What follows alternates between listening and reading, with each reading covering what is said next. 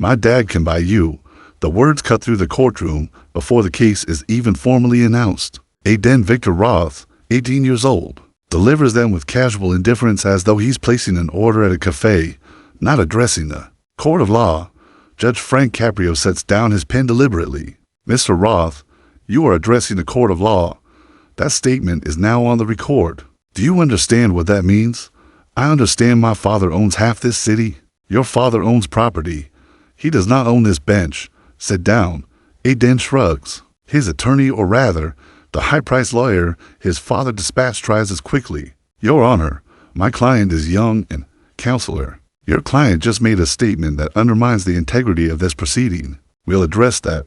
First, let's establish the facts. Miss Lewis, call the case. The clerk stands, her voice steady and professional. Case number to 0 to 5T are for 7 to 8-6.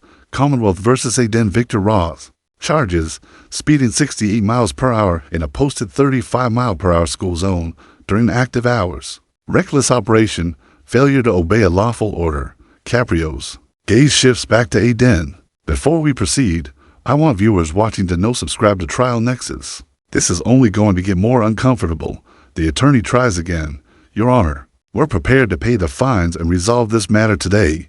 Counselor, this court is not a payment portal. Your client was clocked at nearly double the speed limit in an active school zone. We're going to review the evidence. Officer Rodriguez, please take the stand. Officer Thomas Rodriguez steps forward, raises his right hand, and is sworn in. Officer Rodriguez, please read your incident narrative into the record. Yes, Your Honor. On Tuesday, October 15th, at 8:47 a.m., I was conducting speed enforcement on Elmwood Avenue near Carver Elementary School. The school zone was active beacon flashing, speed limit reduced to 35 miles per hour. Using LiDAR, I clocked a black sports sedan traveling westbound at 68 miles per hour. I activated my lights and siren. The vehicle did not stop immediately. It continued for approximately 2 blocks before pulling into a parking lot. When I approached the driver, later identified as Aiden Roth, I requested his license and registration. He stated, "Call my lawyer first." I explained that was not how traffic stops work. He then stated, "Do you know who pays your salary?" I issued citations for speeding, reckless operation, and failure to obey. Caprio makes a note. Officer Rodriguez, you have dash cam and body cam footage of this stop, correct? Yes, Your Honor. Play the body cam audio. Just the relevant exchange. Brief hiss of static, then Aiden's voice sharp, dismissive. Do you know who pays your salary? Caprio lets the silence linger. Mr. Roth, did you make that statement to Officer Rodriguez? Yeah. So what? So context matters. Officer Rodriguez was performing his duties. You attempted to intimidate him by invoking financial authority. Speed is physics, not privilege. Caprio turns to the clerk. Miss Lewis, were there any contacts to this court regarding this case prior to today's hearing? The clerk flips through her log. Yes, Your Honor. To incoming calls and 1 voicemail, all from a number registered to Roth Capital Group Legal. Counsel, timestamps. First call at 9:23 a.m., second call at 9:41 a.m., voicemail left at 9:58 a.m. Play the voicemail. A professional, measured voice fills the courtroom. This is calling on behalf of Victor Roth regarding case to 0 to 5T or for 7 to 8-6. We'd like to discuss a quiet resolution before the matter proceeds to hearing. Please return this call at your earliest convenience. The attorney stands. Your Honor, my client is not responsible for calls made by his father's office. This is prejudicial. Overruled. Pressure on process belongs on the record. I'm documenting facts. Counselor not speculating. Miss Lewis, timeline and contacts. Yes, Your Honor. Traffic stop at 8:47 a.m. First call from Roth Capital Legal at 9:23 a.m. That's 36 minutes after the stop. Caprio looks directly at Aiden. Mr. Roth, did you contact your father after the stop? I texted him. Miss Lewis, do we have that text in evidence? Yes, Your Honor. Screenshot submitted by Officer Rodriguez, recovered during the stop with consent. Text from defendant to contact labeled Dad. Timestamp 9:02 a.m. Got cited. He'll make calls. Don't sweat it. Caprio reads the text aloud. Expectation of rescue is not a defense. Mr. Roth. He pauses. Miss Lewis, does Mr. Roth have prior traffic citations on record? Yes, Your Honor. 3 prior speeding citations in the past 18 months, all marked resolved by counsel. No. Personal appearances by the defendant. Caprio leans back. You've been cited 3 times in 18 months, and you've never appeared in court personally. Is that correct? My lawyer handles it. Your lawyer pays your fines. That's not the same as accountability, Mr. Roth. Do you understand that school zones exist to protect children? I guess. You guess. Caprio turns to the officer. Officer Rodriguez, were children present during the stop? Yes. Your Honor.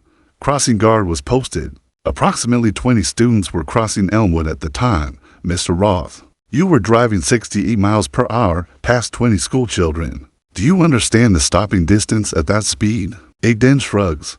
I stopped fine. You stopped the blocks after the officer activated his lights. That's not fine. That's defiance. Caprio leans forward. Mr. Roth, I want to return to your opening statement. You told this court, and I quote, my dad can buy you. Do you stand by that statement? I mean, he probably could. The attorney stands quickly. Your Honor, my client is young and doesn't understand. Counselor, your client is 18. He's an adult.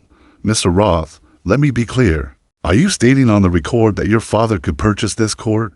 Aiden smirks. My dad has dinner with the mayor every month. He funds half the charities in this city. So yeah, if he wanted to make a call, this goes away. Miss Lewis, read that back from the stenographer's record. The clerk reads, quote, my dad has dinner with the mayor every month. He funds half the charities in this city. So yeah, if he wanted to make a call, this goes away. End quote. 5 seconds. 7, 10, 12. That's how long arrogance tested authority.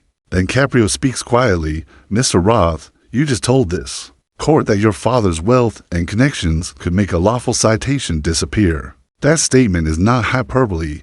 It's a direct challenge to the integrity of this proceeding. Do you understand that?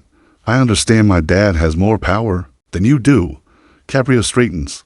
Here's my finding on the traffic citations. The evidence is clear and uncontested. LiDAR reading of 68 miles per hour in a 35 mile per hour school zone corroborated by body cam. Timestamp and school zone beacon log showing active status. Approximately 20 children were present. The vehicle failed to stop for 2 blocks. After lights and siren were activated, the defendant refused to provide license and registration without legal counsel. Present constituted failure to obey a lawful order. I find the defendant guilty on all 3 counts. Base fines total $1,200. Additionally, I'm imposing a 90-day license suspension effective immediately and mandatory enrollment in a driver safety course to be completed. Before reinstatement eligibility, Caprio pauses. Consequences teach what privilege hid. But we're not finished. Mr. Roth, your statements both to Officer Rodriguez and to this court represent something far more serious than traffic violations. When you told Officer Rodriguez, do you know who pays your salary? You attempted to intimidate a public servant performing his duty.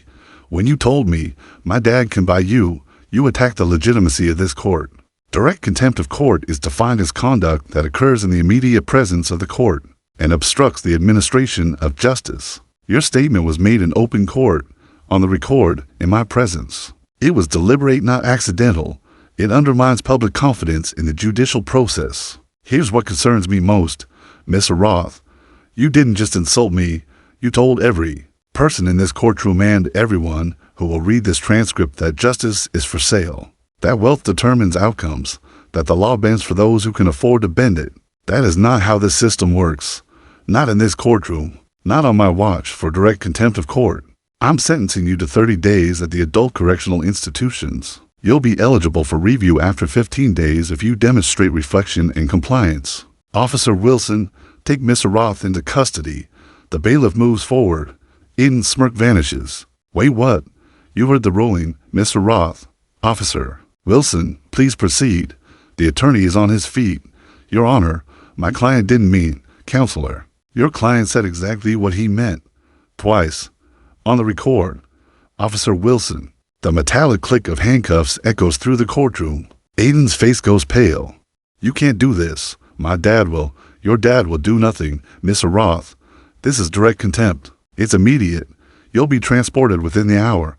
Miss Lewis, note for the record. Time is now 10:31 a.m. 31 minutes from call of Case to custody. Caprio looks toward the courtroom. Next case, please. The clerk calls. Case to Oda 5T are for 7301. Commonwealth versus Maria Santos. A woman in her 50s steps forward, nervous, clutching a folder. She was cited for an expired registration 3 days overdue. Miss Santos, I see you paid the registration fee the day after you received the citation. Is that correct? Yes, Your Honor. I'm sorry. I worked at Jobs and I forgot the date. You took responsibility immediately. Fine reduced to $25. Thank you for your integrity, Miss Santos. Thank you, Your Honor. Equality is loudest when money fails. Caprio returns to his notes. Before we adjourn, I'm placing the following policy recommendations on the record for the Municipal Court Administration and the Office of the Mayor. 1. Establish a weekly ex parte influence log for all cases. Any off-record communication attempts, including from law firms or corporate counsel, will be documented and published. 2. Create a court clerk hotline for reporting interference attempts. Any effort to pressure, intimidate, or leverage wealth or connection can be reported anonymously. Every report will be investigated. 3. Conduct a school zone speed beacon audit with results posted on a public dashboard. Enforcement data should be transparent and accessible. 4. Develop a neutral enforcement script for officers to use when drivers invoke wealth, status, or connection during stops. Officers need clear language to maintain professional boundaries. 5. Issue a court contempt guidance memo clarifying that on-record intimidation of the court or its officers will be met with immediate custody regardless of the defendant's resources or connections. If you believe influence should never touch traffic cases, subscribe to Trial Nexus so this policy model spreads within 48 hours. The body cam footage becomes public record within 72 hours. Clips go viral. Local and national outlets run headlines. Teen tells judge my dad can buy you, leaves in handcuffs 30 minutes later. Within a week, Roth Capital Group's legal team files a motion to vacate the contempt finding. They argue First Amendment hyperbole, youthful indiscretion, no prior record. Letters from charities attesting to the family's generosity are attached. Caprio issues a written denial. The decision is 2 pages, single-spaced. The closing paragraph reads, "The defendant's statement was not hyperbole. It was a calculated assertion that well supersedes law. Such statements, made in open court, undermine public confidence in the impartiality and integrity of the judicial system. The contempt finding stands." 15 days later, Aiden appears for his review hearing via video from Achi. He's wearing a standard issue jumpsuit. His hair is uncombed. His face is thinner. "Mr. Roth, you requested this review. The question before me is whether you've demonstrated reflection and whether continued custody serves any purpose. What do you want to say?" Aiden looks directly at the camera. "Your Honor, I was wrong. I thought money meant power. I thought my father's success meant I didn't have to follow the same rules as everyone else. I was arrogant. I was disrespectful. I endangered children, and then I insulted the officer who stopped me and the court that held me accountable. I'm sorry." Caprio watches him carefully. "Mr. Roth, is that statement your own words? Or did someone write it for you?" "It's mine, Your Honor. I've had 15 days to think about what I said. I'm ashamed." "Good. Shame is the beginning of change. Here's my ruling. I'm reducing your custody to time served 15 days. But I'm imposing a restorative accountability plan that you will complete in full, or the remaining 15 days will be reinstated. You'll complete 100 hours of community service with the Providence School Safety Program. Specifically, you'll serve as a crossing guard assistant in the exact school zone where you were speeding. You'll work morning and afternoon shifts in all weather, helping children cross safely. You'll write and deliver in-person apologies to Officer Rodriguez and to the principal of Carver Elementary School. Not letters drafted by counsel, your words. You'll write and record a public service announcement on school zone safety. The script will be vetted by this court. No branding. No family mentions, plain truth.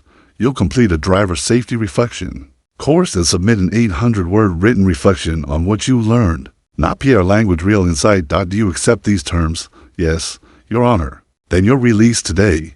Officer Wilson will process your release paperwork. Don't make me regret this, Mr. Roth.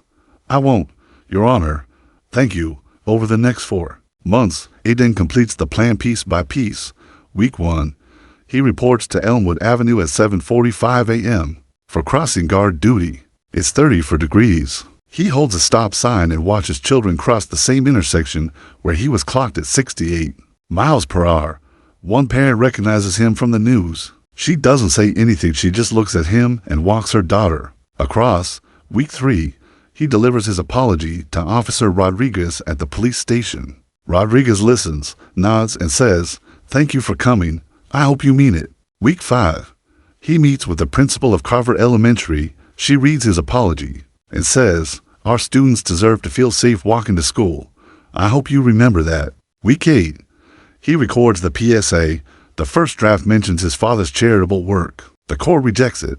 He records it again. "I drove 68 miles per hour past children. I thought I was above the rules. I wasn't. Speed limits exist for a reason. Follow them." Week 12, he submits his reflection. It's honest, raw, free of spin. He writes, "I spent 18 years believing money equaled respect. It doesn't. Respect is earned by how you treat people when no one is watching and how to accept consequences. When you're caught, the compliance log is simple. 200 hours completetwu. Apologies delivered on PSA Providence reflection submits. Who contempt be used more often? For open court intimidation? Yes or no? Tell us below. For months after the original hearing, Aiden returns to court for final review.